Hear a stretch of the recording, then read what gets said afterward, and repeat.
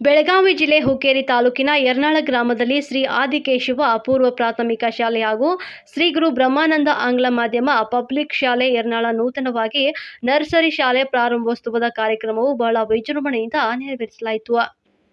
2025-26ನೇ ಸಾಲಿನ ನೂತನವಾಗಿ ನರ್ಸರಿ ಕ್ಲಾಸ್‌ವನ್ನು ಸೋಮವಾರದಂದು ಪರಮಪೂಜ್ಯ ಶ್ರೀ ಗುರು ಬ್ರಹ್ಮಾನಂದ ಅಜ್ಜನವರ ಸುಕ್ಷೇತ್ರ ಯರ್ನಾಳರವರ ನೇತೃತ್ವದಲ್ಲಿ ಪ್ರಾರಂಭೋತ್ಸವ ನೆರವೇರಿತು.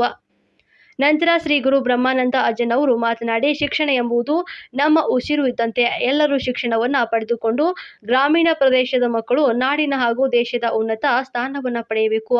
ಇದು ಶಿಕ್ಷಣದಿಂದ ಮಾತ್ರ ಸಾಧ್ಯ ಅಂತ ಹಾರೈಸಿದರು.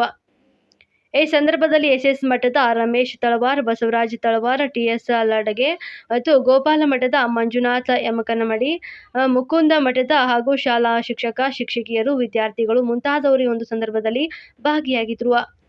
ವರದಿ ಮಹಾಂತೇಶ್ ಬೇವಿನಕಟ್ಟಿ, ಹುಕ್ಕೇರಿ.